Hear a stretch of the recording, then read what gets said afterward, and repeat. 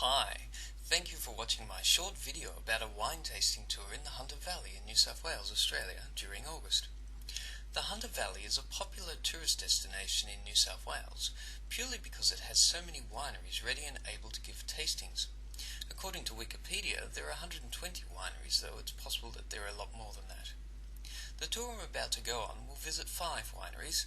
These include Savannah Estate, Tempest-Wine, Blueberry Hill, Hermitage Cellars and James Estate. There are many tours to the Hunter Valley region from Sydney, and even more straight from Cessnock, the main town you pass through from Sydney to get to the main wine regions. With over 120 wineries and several possible tours daily, you could spend a month visiting 5 wineries a day. Not sure whether your liver would survive that though. This video is of my day trip to the Hunter and features some commentary by me to give you an idea of what a day trip to the Hunter Valley might be like. You can see some vineyards here. At this time of year, the fruit has already been picked and the vines have been pruned back ready for the next season. So there probably isn't much more than bare vines to see out of the window of the bus.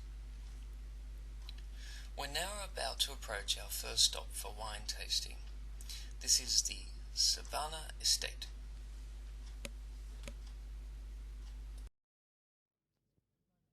Hello! Well, I thought I'd do something a little bit different today, and I'm at the Hunter Valley on a wine tasting tour. We're at Savannah Estate. I've just tasted the most amazing Riesling, 2005 apparently, and yeah, I'm probably get a bottle. Probably won't make it to the tasting videos though, but definitely worth trying if you're in the area. Anyway, I'm going to put together a short video of little vignettes of scenes around the Hunter Valley and the different wineries that I've gone to, and I probably won't be filming within the area because privacy concerns and all that. It's easier just to not do that and just give you a bit of a review afterwards. Okay, more soon.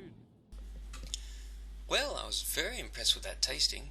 Joe at Savannah Estate was an amazing wine tasting host and gave us a lot of information in a short period of time. Many of Savannah Estate wines were standard fare in Parliament House in Canberra, and the estate can also say that the Queen, Prime Ministers and Presidents have sampled their wines. Being an Australian wine company, of course, they don't blow their own trumpet, so I'll say it here. If you want to taste the wines of queens and powerful leaders, visit Savannah Estate. They also sold aerators from the Netherlands and other amazing wine accessories, but my budget was limited, so I'll just have to wait until next time. We're now heading to a very efficient and very fast wine tasting at the Tempest-Wine Outlet in a tourist area that includes the Smelly Cheese Shop, restaurants, cafes and other wine outlets. Very bright and sunny here today, and yeah, a bit difficult to see anything outside, but I'm currently in front of the Tempest-Wine Outlet, and I've just been in for a tasting. I thoroughly recommend the Tempest-Wine Semillon, but I've got enough Semillon at the moment, so I didn't buy any.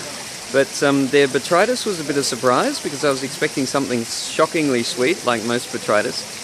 Theirs was quite mild, certainly fruity, didn't taste like you were drinking sugar, and yeah, it was very nice. So I bought one of those, and so now on to the next winery.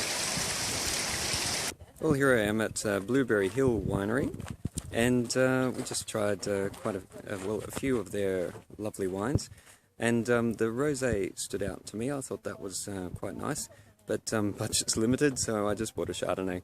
So I might be trying that again later for everyone. So on to the next one. The next winery is optional and is called Hermitage Cellars, so I checked it out after lunch. Well, here I am in front of the Hermitage Cellars, and I've got to let you know that the great thing about Hermitage is a little bit different to the wine tasting you'll find in other places where they just have the wines already ready that they want to show you. In this place you just look through the list of wines and say, I want to try that and that and that, like other wine cellars, I guess. So we had a lot to choose from, but I only wanted to try a couple. So I tried the Muscat, which was Muscat. couldn't really detect any kind of difference between that muscat and other muscats I've tried, so it wasn't really something that was standing out. But I also tried a Sangiovese, which was very impressive, and so I bought a bottle of that.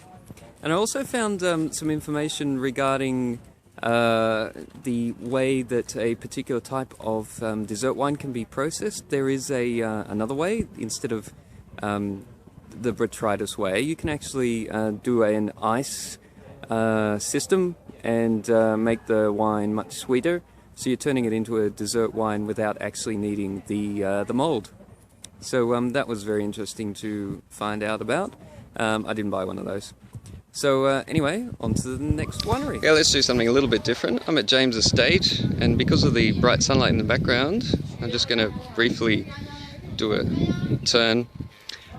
So here we are at James Estate, and we've just tried some really nice wines. I've picked up a Vitae, and a Vitae is a kind of a differently processed Semillon.